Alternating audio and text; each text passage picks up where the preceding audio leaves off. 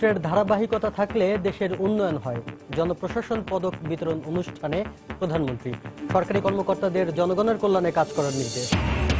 কুমিল্লার বিশেষ ক্ষমতা আইনের মামলায় বেগম জিয়াকে জামিন দেননি হাইকোর্ট, ২৬ জুলাইয়ের মধ্যে নিষ্পত্তির নির্দেশ। ৩ সিটি নির্বাচনে প্রচারণার বাকি আর মাত্র ৫ দিন। ব্যস্ত প্রার্থীরা, নারী ও তরুণ ভোটাররা বদলে দিতে পারেন সিলেটের হিসেব নিকেশ।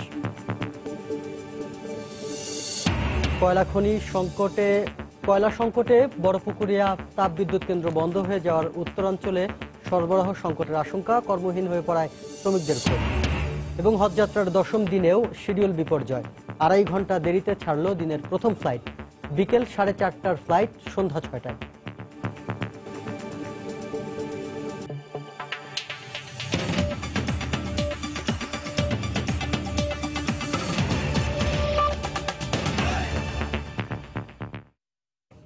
সময় সংবাদের সঙ্গে আছি আমি শাফিন জাহিদ। প্রধানমন্ত্রী শেখ হাসিনা বলেছেন, গণতন্ত্রের ধারাবাহিকতা থাকলে জনগণ উন্নয়নের সুফল পায়। ৭৫ পরবর্তী সরকারগুলো দুর্নীতি ও জঙ্গিবাদ সৃষ্টি করেছিল উল্লেখ করে তিনি বলেন, আওয়ামী লীগ সরকার দেশের মানুষের ভাগ্য পরিবর্তন করে। এই উন্নয়নের যাত্রা যেন থেমে না যায়, সেই আহ্বান জানান তিনি। সকালে রাজধানীর ওসমানী স্মৃতি মিলনায়তনে জাতীয় পাবলিক সার্ভিস দিবস উদযাপন ও জনপ্রশাসন পদক বিতরণ অনুষ্ঠানে বক্তব্য রাখেন তিনি। জনসেবায় অসামান্য অবদান রাখায় ব্যক্তিগত, দলগত ও প্রাতিষ্ঠানিক ক্যাটাগরিতে জাতীয় ও জেলা পর্যায়ের ৩৯ ব্যক্তি ও ৩টি প্রতিষ্ঠানকে জনপ্রশাসন পদক ২০১৮ তুলে দেন প্রধানমন্ত্রী শেখ হাসিনা। পরে বক্তব্যে তিনি বলেন, ২০২১ সাল থেকে ২০৪১ সাল পর্যন্ত উন্নয়নের ভিশন নিয়ে পরিকল্পনা বাস্তবায়ন করছে সরকার। প্রধানমন্ত্রী সরকারি কর্মকর্তাদের জনগণের কল্যাণে কাজ করার নির্দেশ দেন। আমাদের লক্ষ্যটা হচ্ছে শুধু এটা রাজধানীতে না, রাজধানী বলেন জাতিসংঘ কর্তৃক ঘোষিত উন্নয়নশীল দেশ, এই উন্নয়নশীল দেশ হিসেবে নিজেদেরকে অর্জন করবার যে কটা ক্রাইটেরিয়া আছে, উপযোগিতা আছে, তা সবগুলি বাংলাদেশ আজকে অর্জন করতে পেরেছে বলে এই শত প্রতিকূল অবস্থা মোকাবেলা করেও, অর্থাৎ প্রাকৃতিক প্রতিকূলতা, মনুষ্য সৃষ্ট প্রতিকূলতা, অগ্নিসন্ত্রাস, জঙ্গিবাদ, সন্ত্রাস সবকিছু মোকাবেলা করেও বাংলাদেশ এগিয়ে গেছে। বাংলাদেশ কখনো নিম্ন থাকতে পারবে না। বাংলাদেশ অবশ্যই আমরা মধ্যম আয়ের দেশ হবে। সমুদ্রের তল দেশ থেকে মহাকাশ পর্যন্ত এখন কিন্তু বাংলাদেশ পৌঁছে গেছে। আমার শুধু এটাই আবেদন থাকবে, এই অগ্রযাত্রার জন্য আর থেমে না যায়। কিন্তু দুর্ভাগ্য যে খুব বেশি একটা উদ্যোগ কারো কাছ থেকে আমি কখনো ভালো পাইনি। এক পর্যায়ে এটাও বলতে বাধ্য হলাম যে আপন বুঝ পাগলেও বোঝে খালি আমাদের সরকারি কর্মচারীরা। কুমিল্লায় বিশেষ ক্ষমতা আইনে দায়ের করা মামলায় বিএনপি চেয়ারপারসন বেগম খালেদা জিয়াকে জামিন দেননি হাইকোর্ট। একই সঙ্গে ২৬ জুলাইয়ের মধ্যে বিচারিক আদালতকে জামিন আবেদন নিষ্পত্তি করতে নির্দেশ দেওয়া হয়েছে। সকালে বিচারপতি AKM আসাদুজ্জামান ও বিচারপতি মুজিবুর রহমানের সমন্বয়ে গঠিত হাইকোর্টের দ্বৈত বেঞ্চ এর আদেশ দেন। এর আগে গত ১ জুলাই এই মামলায় বেগম জিয়াকে গ্রেফতার দেখিয়ে জামিনের আবেদনের জন্য ৮ আগস্ট শুনানির দিন নির্ধারণ করেন কুমিল্লার আদালত।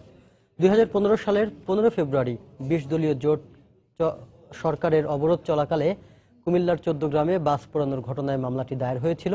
পরে ২০১৭ সালের ২রা মার্চ মামলাটিতে বিশেষ ক্ষমতা আইনে অভিযোগপত্র দাখিল করা হয়। এদিকে ধর্মীয় উস্কানি ও বিভিন্ন শ্রেণীর মধ্যে বিরোধ সৃষ্টির অভিযোগের আরেক মামলায় বেগম জিয়ার বিরুদ্ধে ঢাকা মহানগর হাকিম আবু সাইদের আদালতে গ্রেফতারি পরোয়ানার আবেদন করা হয়েছে।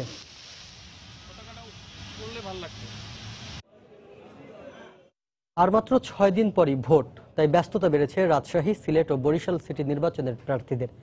ভোটের মাঠে আধিপত্য বজায় রাখতে নগরবাসীর দাঁড়ে দাঁড়ে ছুটছেন প্রার্থীরা। সকালে সিলেটের একটি হোটেলে সুশীল সমাজের সঙ্গে সিটি নির্বাচনের মেয়র প্রার্থীদের গোলটেবিল বৈঠক হয়। এতে আওয়ামী লীগ ও বিএনপি সহ অন্যান্য দলের প্রার্থীরা অংশ নেন। রাজশাহীর মঠপুকুর, শিরোইল ও কাঁচাবাজার এলাকায় প্রচারণা চালান আওয়ামী লীগের মেয়র প্রার্থী HM খায়রুজ্জামান লিটন। বরিশালেও প্রতিটি পাড়া মহল্লায় বইছে নগর নির্বাচনের উত্তাপ। প্রচারণায় ব্যস্ত সময় কাটাচ্ছেন মেয়র ও কাউন্সিলর প্রার্থীরা।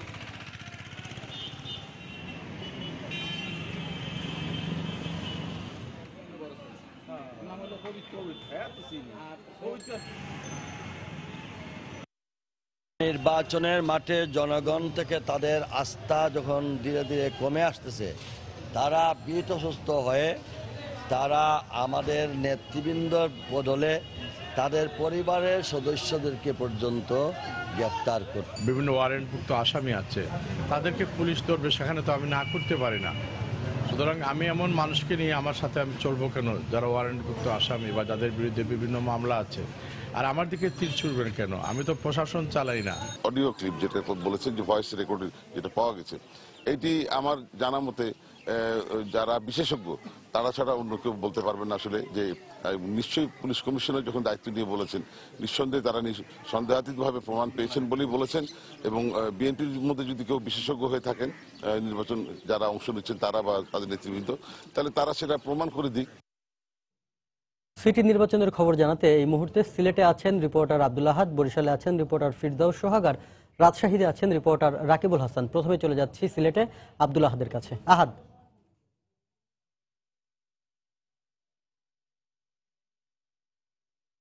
সিলেটে আমরা দেখতে পাচ্ছি যে প্রচারণা একেবারেই তুঙ্গে অবস্থান করছে এবং এই মুহূর্তে শহরের সোনাপাড়া এলাকায় আওয়ামী লীগের প্রার্থী বদরুদ্দিন আহমদ কামরান তিনি তার দলের নেতাকর্মীদের নিয়ে এখানে প্রচারণায় ব্যস্ত সময় পার করছেন।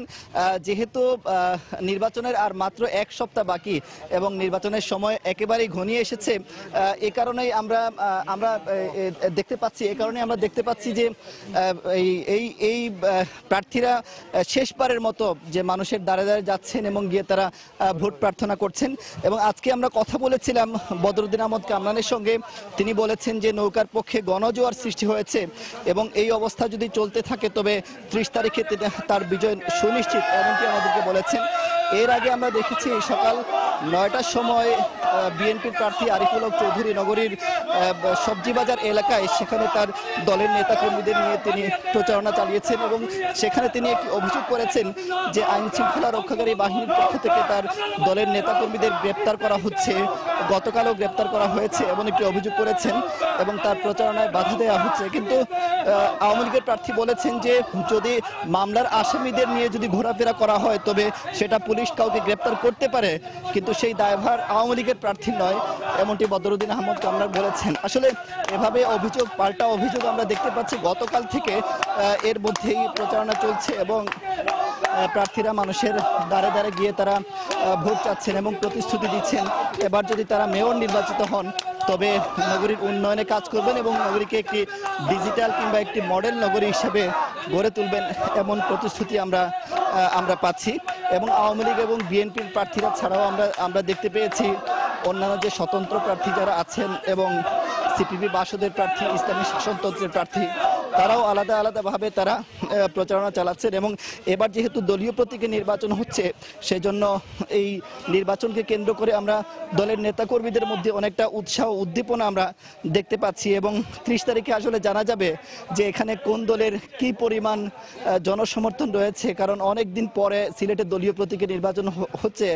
এর আগে যখন 2013 সালে যখন নির্বাচন হয় এখানে সিটি কর্পোরেশন নির্বাচন, কিন্তু তখন কিন্তু কোনো দলীয় প্রতীকে নির্বাচন হয়নি। বদরুদ্দিন আহমদ কামরান এবং আরিফুল হক চৌধুরী ভিন্ন দুটি প্রতীকে নির্বাচন করেছেন এবং 14 সালে যখন জাতীয় নির্বাচন হয় তখন এই আসনে অর্থমন্ত্রী আবুল মাল আব্দুল মুহিত বিনা প্রতিদ্বন্দ্বিতা নির্বাচিত হয়েছিলেন। এই কারণে অনেক দিন ধরে এখানে দলীয় প্রতীকে নির্বাচন হচ্ছে না 2009 সালের পরে। এজন্যই আমরা দেখতে পাচ্ছি আওয়ামী লীগ এবং বিএনপি সহ অন্যান্য রাজনৈতিক দলের নেতাকর্মী তারা অনেকটাই উৎফুল্ল এবং তারা অনেকদিন পরেই তারা দলীয় সমর্থনের পক্ষে তারা কাজ করছেন। এটাও আর একটা উৎসব বলা যায় এই শহরে এই নির্বাচনকে কেন্দ্র করে। এই ছিল সিলেটের প্রচারণার সবশেষ খবর। আমরা এখন চলে যাব বরিশালে, সেখানে আছেন আমাদের সহকর্মী ফেরদৌস সোহাগ। আপনাকে ধন্যবাদ। আমি রয়েছি নগরীর বান্দ রোড এলাকায় পানি উন্নয়ন বোর্ড ও শেরেবাংলা মেডিকেল কলেজ হাসপাতালের যে জায়গাটি রয়েছে।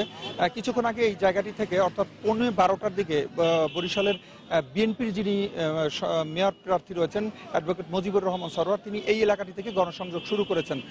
এরপরে তিনি এই জায়গাটি চরের বাড়ি এলাকা এবং আশপাশ এলাকায় আজকে গণসংযোগ করবেন, এমনটি আমরা জানতে পেরেছি। তার সঙ্গে আমরা কথা বলেছিলাম, আমরা জানতে চেয়েছিলাম তিনি বিভিন্ন অভিযোগের কথা বলেছেন। বিশেষ করে বরিশাল নগরীর যে হোটেলগুলো রয়েছে তার আজকে একটি কমপ্লেন এসেছে এরকম যে হোটেলগুলোতে বহিরাগততে ভরে গেছে, এমনটি তিনি বলেছেন। এই বহিরাগতরা যে কোনো ধরনের ভোটের ব্যাপারে সমস্যা হতে পারে এই বিষয়টিও তিনি বলার চেষ্টা করেছেন, এবং এই কারণে ভোটের সময় যেন বহিরাগতরা না থাকতে পারে এই বিষয়টি তিনি নিশ্চিত করার জন্য সংশ্লিষ্ট কর্তৃপক্ষের প্রতি আহ্বান জানিয়েছেন। এছাড়া আমরা জানিয়ে রাখি যে আওয়ামী লীগের যিনি মেয়র প্রার্থী শ্রেণীবাদ সাদিক আব্দুল্লাহ তিনি এখনো কিন্তু আজকে বাসা থেকে বের হননি, তবে তিনি জরুরি বৈঠক করছেন, মিটিং করছেন দলীয় এবং নির্বাচন সংক্রান্ত, এমনটি আমরা জানতে পেরেছি তার সংশ্লিষ্ট কর্মকর্তাদের সাথে কথা বলে।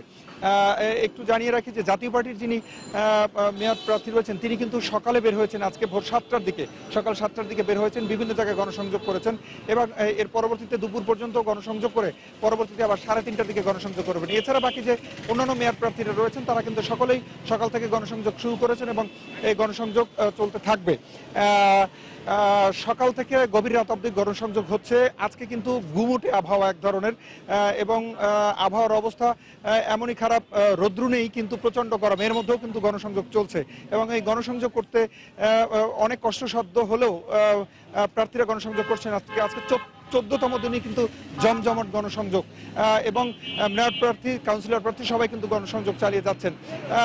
আজকে আমরা আরেকটা জিনিস বলার চেষ্টা করি, সেটি হচ্ছে যে একজন মেয়র প্রার্থীর পক্ষ থেকে বিভিন্ন প্রার্থীরা ধর্মীয় অনুভূতিতে আঘাত হানার কথা বলেছেন এবং তাকে কিন্তু রিটার্নিং অফিসারের কার্যালয় থেকে কারণ দর্শানোর নোটিশ দেওয়া হয়েছে এবং আজকে 48 ঘন্টা পার হবে, এর মধ্যে কারণ দর্শাতে বলা হয়েছে। এছাড়াও অন্যান্য রিটার্নিং অফিসারের কার্যালয় থেকে কিন্তু বিভিন্ন খোঁজ খবর নেওয়া হচ্ছে এবং যারা সংশ্লিষ্ট রয়েছেন এদের মধ্যে ইতিমধ্যে কিন্তু 2জন কাউন্সিলর প্রার্থীকে 10,000 টাকা করে জরিমানা করা হয়েছে এই নির্বাচন আচরণবিধি লঙ্ঘনের অভিযোগে। তো এভাবেই একটি সুষ্ঠু নির্বাচনের দিকে এগিয়ে যাচ্ছে নির্বাচন কমিশন এবং বরিশালের রিটার্নিং অফিসারের কার্যালয়, এবং তারা কিন্তু খোঁজ খবর নিচ্ছেন এবং কোথাও অভিযোগ পাওয়া গেলে সে বিষয়টি কিন্তু তারা খোঁজ খবর নিচ্ছেন। তো এই ছিল মোটামুটি এখন পর্যন্ত বরিশালের নির্বাচনের সর্বশেষ খবর। আমরা যাচ্ছি রাজশাহীতে, সেখান থেকে জানাবেন রাকিব। সোহাগ, আপনাকে ধন্যবাদ। আসলে রাজশাহী সিটি কর্পোরেশনে আমরা যদি বলি যে আসলে প্রার্থীদের জন্য খানিকটা প্রতিকূল আবহাওয়াই বটে প্রচারণার জন্য, কারণ আমরা দেখছি রাত থেকেই কিন্তু থেমে থেমে কখনো কখনো বৃষ্টি হচ্ছে এবং কখনো মেঘাচ্ছন্ন হয়ে অন্ধকার হয়ে যাচ্ছে রাজশাহী শহর।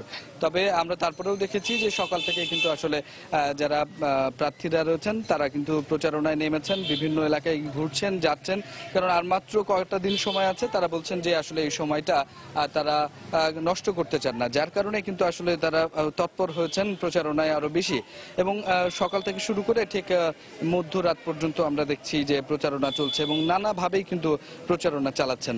দর্শক, একটু আপনাদেরকে জানিয়ে রাখি যে রাজশাহী সিটি কর্পোরেশনের নির্বাচনের প্রচারণায় বিভিন্ন সময়ে প্রার্থীরা কিন্তু নির্বাচন কমিশনে প্রচারণার আচরণবিধির লঙ্ঘনের অভিযোগ এনেছেন এবং বিভিন্ন সময় একজন প্রার্থী আরেকজনের ওপরে আচরণবিধি লঙ্ঘন অভিযোগ এনেছেন, কখনো পোস্টার ছিঁড়ে ফেলার অভিযোগ এনেছেন, কখনো বা অতিরিক্ত পোস্টার লাগাচ্ছেন, অতিরিক্ত টাকা খরচ হচ্ছে কোনো প্রার্থীরা, এরকম অভিযোগ এনেছেন। তো নির্বাচন কমিশনের সঙ্গে আমরা যতটুকু কথা বলে যতদূর জানতে পেরেছি যে আসলে এই বিষয়গুলো নিয়ে তারা ইতোমধ্যেই কিন্তু ব্যবস্থা গ্রহণ করেছেন এবং বিএনপি প্রার্থী বা আওয়ামী লীগ প্রার্থী উভয়ের যে ধরনের অভিযোগগুলো ছিল তারা কিন্তু সেটি খতিয়ে দেখেছেন এবং নির্বাহী ম্যাজিস্ট্রেট কিন্তু 10 জন তারা সব সময়ই তৎপর রয়েছেন নির্বাচনের মাঠে এই আচরণবিধি লঙ্ঘন হচ্ছে কিনা সেই বিষয়টি দেখার জন্য। আপনাদেরকে একটু জানিয়ে রাখি যে সকালে কিন্তু নগরীর শিরোইল কাঁচাবাজার এবং মঠপুকুর এলাকা থেকে আওয়ামী লীগ প্রার্থী HM খায়রুজ্জামান লিটন তিনি প্রচারণা শুরু করেছেন এবং এরপরে তিনি ভদ্রা এবং এই আশপাশের যে সমস্ত এলাকাগুলো রয়েছে সে সমস্ত এলাকায় নির্বাচনী প্রচারণা চালাবেন এবং বিকেলের দিকেও কিন্তু তিনি ভদ্রা এলাকায় নির্বাচনী প্রচারণায় অংশ নেবেন বলে আমরা জানতে পেরেছি এবং এর মধ্যে কিন্তু বিএনপি প্রার্থী মোসাদ্দেক হোসেন বুলবুল তাকে আমরা দেখেছি নগরীর কেদুরমুর এলাকায় তিনি কিন্তু প্রচারণা চালিয়েছেন এবং এইটি নিশ্চয়ই প্রত্যেক দিনই কিন্তু প্রচারণার আঙ্গিক পাল্টাচ্ছে এবং ভিন্ন ভিন্ন কায়দায় কিন্তু প্রচারণায় নামছেন প্রার্থীরা। তো এই ছিল আমার কাছে সর্বশেষ। 3 সহকর্মী জানাচ্ছিলেন আমাদেরকে সিটি নির্বাচনের খবর। রাজশাহী থেকে রাকিবুল হাসান, বরিশাল থেকে ফিরদৌস সোহাগ আর সিলেট থেকে আব্দুল আহাদ। 1,71,000 পুরুষ ভোটারের বিপরীতে সিলেট সিটি কর্পোরেশনে নারী আর নতুন ভোটার 1,80,000। রাজনৈতিক বিশ্লেষকরা বলছেন এই দুই শ্রেণীর ভোটাররাই সব হিসাব নিকেশ পাল্টে দিতে পারে। তাদের মতে এবার প্রার্থীদের জয় পরাজয়ে প্রধান নিয়ামক হবেন নারী ও তরুণ ভোটার। আব্দুল আহাদের রিপোর্ট, ক্যামেরায় ছিলেন নৌশাদ আহমদ চৌধুরী। নারীদের বলা হয় নীরব ভোটার। পুরুষরা প্রার্থীদের পক্ষে প্রচার প্রচারণায় অংশ নিলেও নেন না নারীরা, কিন্তু ভোটের দিনে তাদের অংশগ্রহণই থাকে বেশি। পুরুষদের বুথের চেয়ে নারীর বুথের সামনে লক্ষ্য করা যায় দীর্ঘ লাইন। সিলেটের 3,21,732 জন ভোটারের মধ্যে নারী ভোটার 1,50,288 জন। নীরব থাকলেও নারীদের মধ্যে নির্বাচন নিয়ে উৎসাহ উদ্দীপনার কমতি নেই। নাগরিক সুযোগ সুবিধা নিয়ে ভাবছেন তারাও। বলছেন পরিচ্ছন্ন ও নিরাপদ নগরী গঠনে যিনি কাজ করবেন তাকেই নির্বাচিত করবেন তারা। অনেক আশা স্বপ্ন আমরা চিন্তা করছি যে সেগুলো যদি সফল হয়, সেগুলো কার দ্বারা সফল হবে, কিভাবে সফল হবে এবং কতটুকু সফল হওয়া দরকার, সেটা ভেবেই আমরা ভোটের চিন্তা করছি। ঐতিহ্যবাহী নগরীকে সুন্দর করে তোলার জন্য একজন স্বপ্নবাজ মেয়র নির্বাচিত হওয়া প্রয়োজন। গতবারের চেয়ে এবার নতুন ভোটার বেড়েছে প্রায় 30,000। নতুন ভোটারদের মধ্যে অধিকাংশই তরুণ। জীবনে প্রথমবার ভোট দেওয়ার জন্য মুখিয়ে আছেন তরুণরা। আশ্বাস নয়, নগরে কর্মসংস্থানের ব্যবস্থা, সন্ত্রাস ও দুর্নীতিমুক্ত প্রার্থী বেছে নিতে চান নতুন প্রজন্ম। দুর্নীতিমুক্ত সমাজ বিনিময়ে যে মানুষটা সবার আগে যিনি, তাকে আমরা প্রাধান্য দিই সবসময়। তথ্য প্রযুক্তি নির্ভর নগরী হবে, বিভিন্ন ধরনের আইসিটি সেক্টর থেকে বিভিন্ন আসবে, কিন্তু আমরা কোনো ধরনের কোনো সুযোগ সুবিধা পাই নাই। তাকেই ভোট দিব যিনি আমাদের এই সুযোগটা করে দিবেন। রাজনৈতিক বিশ্লেষকরাও মনে করেন নারী ও তরুণ ভোটাররা প্রার্থীদের জয় পরাজয় নির্ধারণ করবেন। এটাই আসলে একটা বড় তুরুপের তাস বলা যায়, যেটাকে আসলে নতুন ভোটাররা সবসময়ই খুব গুরুত্ব বহন করে। তাদের 2-4 হাজার ভোটের কারণেই দেখা যায় যে জয় পরাজয় অনেক ক্ষেত্রেই নির্ধারণী ভূমিকা পালন করে থাকে। নারী ও তরুণদের ভোট টানতে প্রার্থীরাও দিচ্ছেন চমকপ্রদ প্রতিশ্রুতি। কেউ বলছেন নির্বাচিত হলে নারীদের জন্য নামাবেন আলাদা গণপরিবহন, আবার কারো প্রতিশ্রুতি নগরে ইন্টার্নশিপের সুযোগ সৃষ্টি। আব্দুল আহাদ, সময় সংবাদ, সিলেট। দর্শক, 3 সিটি নির্বাচন নিয়ে সময় সংবাদে আজ থেকে শুরু হচ্ছে মেয়র প্রার্থীদের নিয়ে বিশেষ টকশো মেয়র প্রার্থীর মুখোমুখি। রাত 11টার সংবাদে দেখার আমন্ত্রণ রইল। সময় সংবাদে আরও থাকছে। যত্রতত্র গাড়ি পার্কিং এর কারণে রাজধানীতে বাড়ছে যানজট। হিমশিম খাচ্ছে ট্রাফিক পুলিশ, পার্কিং জোন চায় সিটি কর্পোরেশন। 2 বছরেরও বেশি সময় পর গুলশানে হোলি আর্টিজান বেকারিতে ভয়াবহ জঙ্গি হামলার ঘটনায় আদালতে চার্জশিট জমা দেওয়া হয়েছে। সময় সংবাদকে অভিযোগপত্র দেওয়ার বিষয়টি নিশ্চিত করেছেন কাউন্টার টেরোরিজম ইউনিটের প্রধান মনিরুল ইসলাম। চার্জশিটে 21 জনের জড়িত থাকার কথা উল্লেখ থাকলেও এরই মধ্যে 13 জন বিভিন্ন সময় আইন শৃঙ্খলা রক্ষা বাহিনীর অভিযানে নিহত হয়েছে। তাই তাদের এই মামলা থেকে অব্যাহতি দেওয়া হয়েছে। হামলার ঘটনায় বাকি 8 জনকে সরাসরি জড়িত করে অভিযোগপত্র দেওয়া হয়েছে, যদিও এদের মধ্যে পলাতক আছে 2 জন। তদন্ত সংশ্লিষ্ট সূত্র জানিয়েছে চার্জশিটে নাম থাকা 21 জন হোলি আর্টিজান বেকারিতে হামলার সঙ্গে প্রত্যক্ষ কিংবা পরোক্ষভাবে জড়িত ছিল। 2016 সালের 1 জুলাই গুলশানের কূটনৈতিক পাড়ায় হোলি আর্টিজান বেকারিতে জঙ্গি হামলায় 17 বিদেশি নাগরিক, 2 পুলিশ কর্মকর্তা সহ 22 জন নিহত হয়েছিল।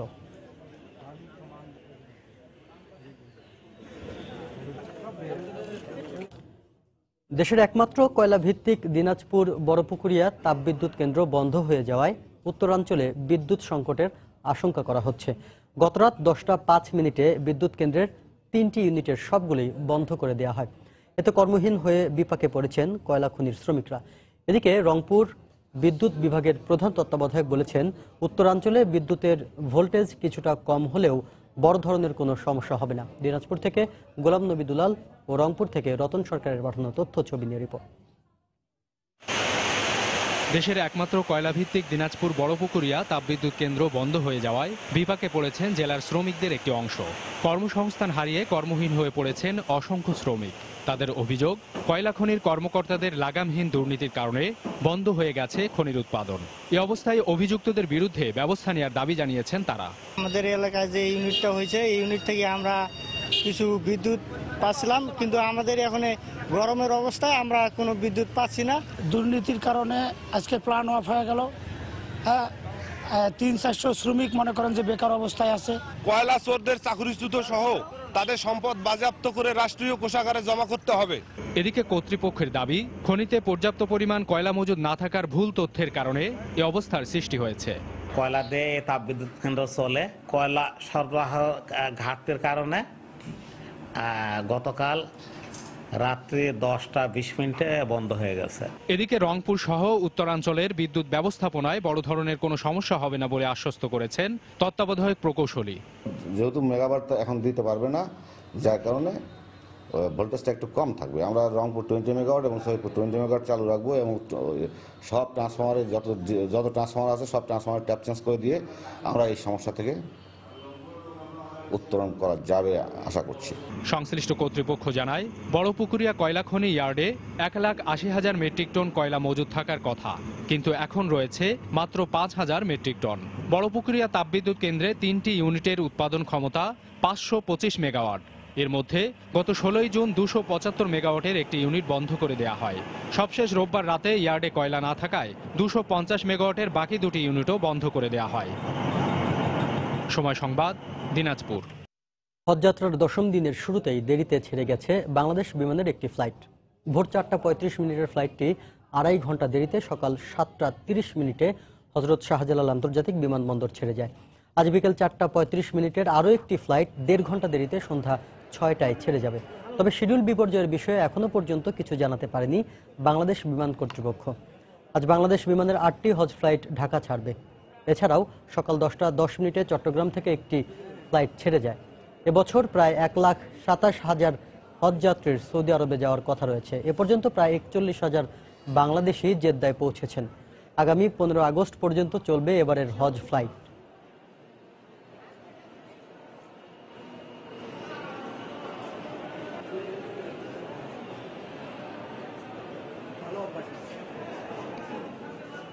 মোয়াল্লিম বলছে 10টার মধ্যে চলে আসছে, আমি তো 10টার আগেই চলে আসছি, অথচ এখন আসার পরে আমার শিডিউল ছিল 4:35, সেটা এখন যদি 6টা হয় তাহলে এটা তো আসলে আমার জন্য দুর্ভাগ্যকর। বিকাল 4:35 মিনিটের ফ্লাইট ছিল, সেভাবে প্রস্তুতি নিচ্ছিলাম, কিন্তু হঠাৎ গতকাল রাতে প্রায় 10টার দিকে জানতে পারলাম যে ফ্লাইটটি পিছিয়ে গিয়েছে।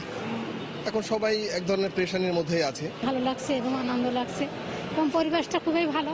এবার দ্বিতীয় টাইম আমার আব্বার জন্য হজ করতে যাও, তো মোটামুটি ভালো আর কি, সব মিলেই ভালো, মানে গত বছরের তুলনায় অনেক ভালো। জেদ্দা বিমানবন্দর এখন খুব ব্যস্ততম একটি বিমানবন্দর। সারা পৃথিবী থেকে শত শত বিমান আসছে এবং নামছে।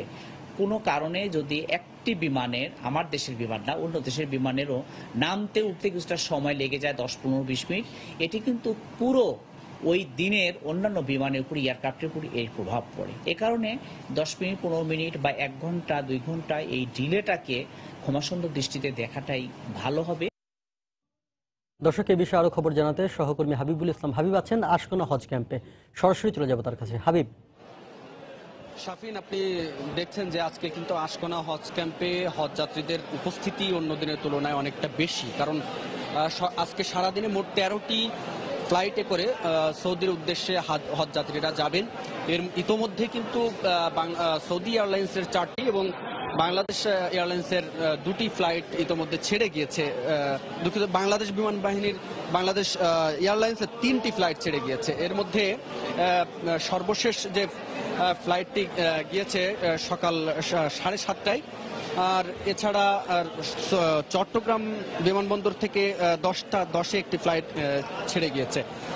আর এখন পর্যন্ত একটা বড় গ্যাপ ছিল মাঝখানে, যার কারণে কিন্তু এখন হজ যাত্রীর উপস্থিতি এখন বেশি দেখা যাচ্ছে।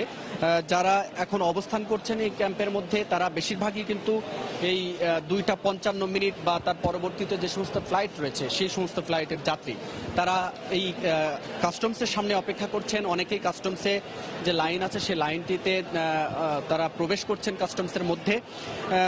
2:55 মিনিটে যে ফ্লাইটটি রয়েছে তারা তাদের আনুষঙ্গিক কার্যক্রম সম্পন্ন করে ইতিমধ্যে আপনি দেখছেন যে অনেকেই দাঁড়িয়ে যাচ্ছে। আর এছাড়া আজকে যে বাকি যে ফ্লাইটগুলো রয়েছে তার মধ্যে সর্বশেষ ফ্লাইটটি যাবে 11টা 35 মিনিটে এবং সৌদি এয়ারলাইন্সের একটি ফ্লাইট বাকি রয়েছে, সেটি যাবে রাত 11টা 5 মিনিটে। এছাড়া বলে রাখি যে এখন পর্যন্ত যে হজযাত্রী 1,26,797 জন হজযাত্রী এবছর হজ যাবেন, তার মধ্যে কিন্তু 76,000 হজযাত্রীর ভিসা ইতিমধ্যে পাওয়া গিয়েছে।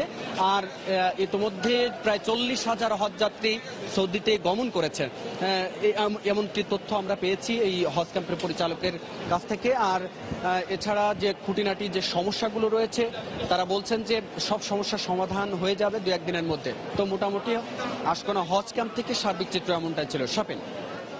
হাবিবুল ইসলাম হাবিব জানাচ্ছিলেন আশকোনার হজ ক্যাম্প থেকে 10ম দিনের হজ যাত্রার খবর। সময় সংবাদে আরও থাকছে।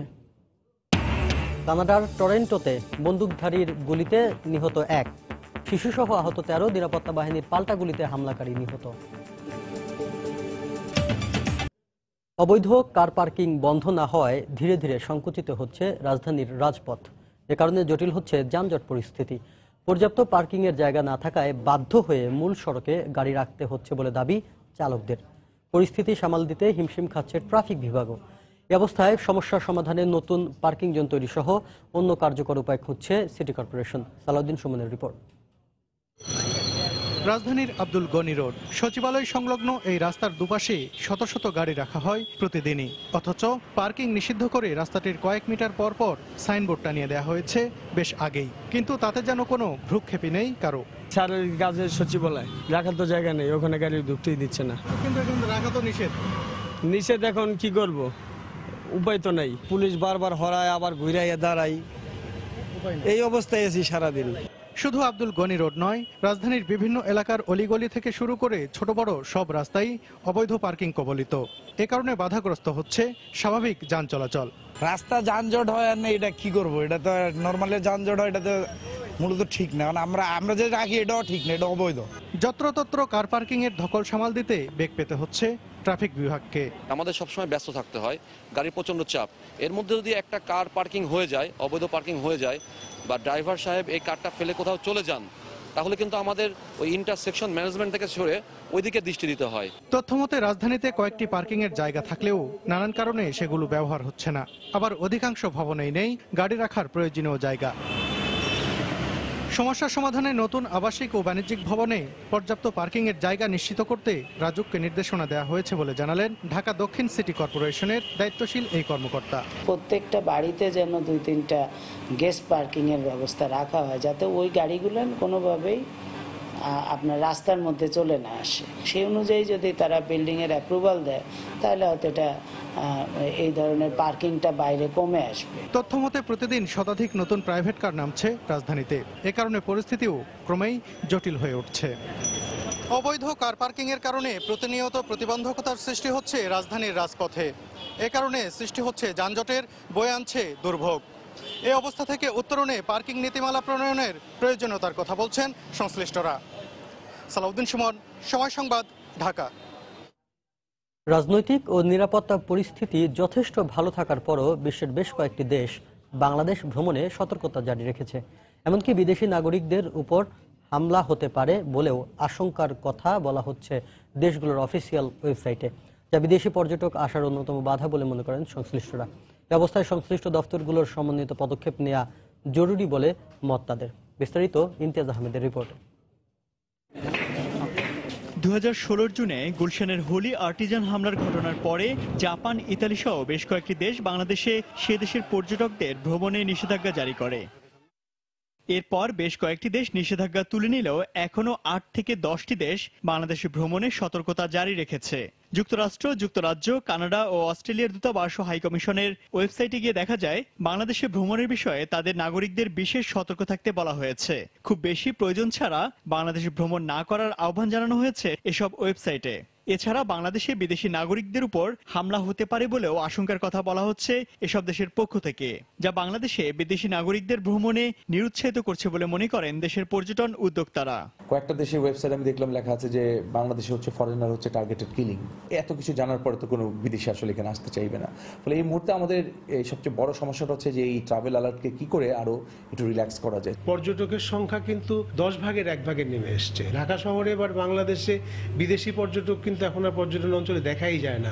প্রতিবেশী অনেক দেশের তুলনায় বাংলাদেশের রাজনৈতিক ও নিরাপত্তা পরিস্থিতি যথেষ্ট শান্ত রয়েছে উল্লেখ করে পর্যটন মন্ত্রণালয় বলছে, বাংলাদেশ ভ্রমণে কোনো বিদেশিদের নিরাপত্তার ঝুঁকি নেই। যেখানে রাজনীতি আছে সেখানে পক্ষ বিপক্ষ থাকবে, সেখানে সভা সমিতি মিটিং মিছিল কিন্তু এগুলো হতেই থাকবে। একটা দুটো ইনসিডেন্ট দিয়ে তো একটা দেশকে বিচার করা সঠিক হবে না।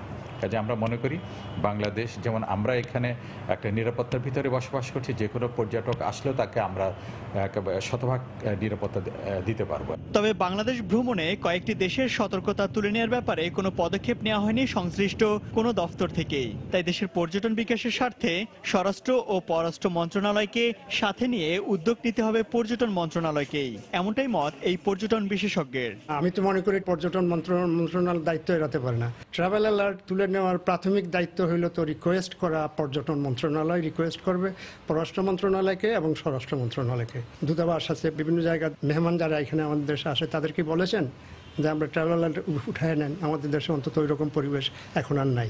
বাংলাদেশ ভ্রমণে কয়েকটি দেশের এই ভ্রমণ সতর্কতা বহির্বিশ্বে বাংলাদেশের নেতিবাচক ভাবমূর্তি তৈরি করায় এখনই এ বিষয়ে যথাযথ পদক্ষেপ নেওয়া জরুরি বলে মনে করেন দেশের পর্যটন সংশ্লিষ্টরা। ইমতিয়াজ আহমেদ, সময় সংবাদ, ঢাকা। চট্টগ্রাম বন্দরের নিমতলা বিশ্ব রোডের বেহাল দশায় মাত্র 10 মিনিটের পথ পাড়ি দিতে সময় লাগছে 2 থেকে 3 ঘন্টা। রাস্তায় বড় বড় গর্ত সৃষ্টি হওয়ায় প্রায়ই পণ্যবাহী ট্রাক ও কভার্ড ভ্যান উল্টে যাচ্ছে। এতে বন্দরের আমদানি রফতানি কার্যক্রম ব্যাহত হওয়ার পাশাপাশি ক্ষতির মুখে পড়ছেন ব্যবসায়ীরা। আশরাফুল আলম মামুনের ক্যামেরায় শফিকুল আলমের রিপোর্ট। খানাখন্দক আর বড় বড় গর্তের এমন চিত্র গুরুত্বপূর্ণ চট্টগ্রামের পোর্ট কানেক্টিং রোডের। বড় বড় গর্তের কারণে যানবাহন হেলে দুলে চলতে গিয়ে প্রতিনিয়ত ঘটছে দুর্ঘটনা। দীর্ঘ যানজটের পাশাপাশি নষ্ট হচ্ছে গাড়ির যন্ত্রাংশ। নগরীর অলঙ্কার মোড় থেকে নিমতলা পর্যন্ত পথ পাড়ি দিতে সময় লাগছে 2 ঘন্টার বেশি।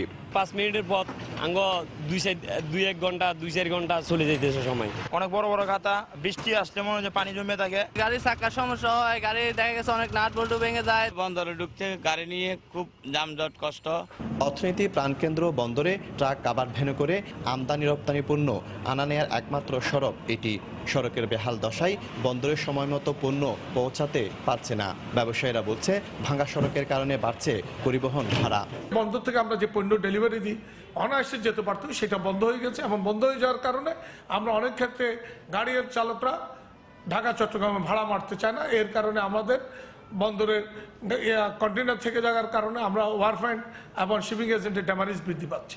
সড়কের এমন অবস্থার পরও সুখবর দিতে পারছেন না সিটি মেয়র। বলছেন অপেক্ষা করতে হবে 2020 সাল পর্যন্ত।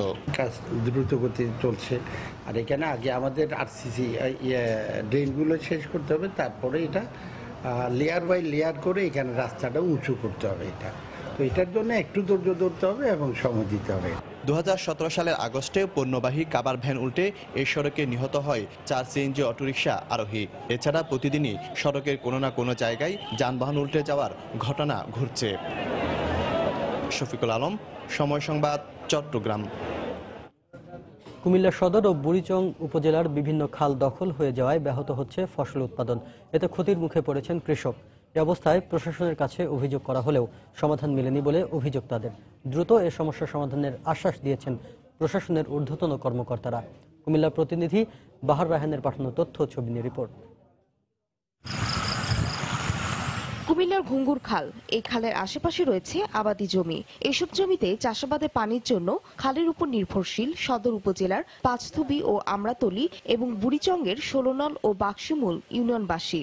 কিন্তু ধীরে ধীরে খালগুলো প্রভাবশালীদের দখলে চলে যাচ্ছে বলে অভিযোগ এলাকাবাসীর। এতে ব্যাহত হচ্ছে ধান ও সবজির চাষাবাদ, ক্ষতিগ্রস্ত হচ্ছেন কৃষকরা। সেই সাথে খালগুলো সংস্কার না করায় অল্প বৃষ্টিতেই বিভিন্ন জায়গায় সৃষ্টি হয় জলাবদ্ধতা।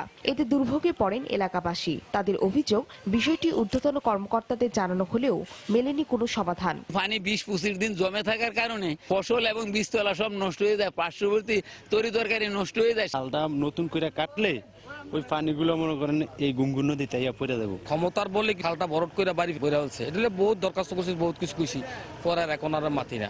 তবে ঘটনাস্থল পরিদর্শন করে খাল পুনরুদ্ধারে কাজ করার কথা জানান প্রশাসনের ঊর্ধ্বতন কর্মকর্তারা। খালগুলা খনন করা হয় তাহলে মোটামুটি পানি নিষ্কাশনের ব্যবস্থা হয়ে যাবে, তখন মোটামুটি আপনার ফসল হবে এবং এখানে 2 থেকে 3 ফসলও করা সম্ভব হবে। কোথাও বন্যা যাতে আরেক জায়গায় অবাধে অকারণে ডুবাই না দেয়, সেজন্য স্লুইস গেট রেগুলেটর সেগুলোর কাজ আমরা করি, রাবার ডোয়া করি। এখানে যে ধরনের স্ট্রাকচার দরকার আমরা সেটাই করব। সাধারণ জনগণের যারা লোকাল এলিট আছে ওনাদের মতামত নিয়ে আমরা একটা রিপোর্ট তৈরি করব যে এই জায়গায় বাধাগুলো আছে, এই বাধাগুলো অপসারণ করা দরকার, খাল খনন করা দরকার। খাল কাটলেই হবে না, ইনটেক এবং আউটফল দুটাই ক্লিয়ার করতে হবে। যদি আমি ছোট খাল কাটি, বড় খালে ফেললে সেই খালটাও কাটতে হবে এবং কম্বাইন্ডলি এই উপজেলার একটা মাস্টার প্ল্যান করে পুরা ওয়াটার ম্যানেজমেন্ট করতে হবে।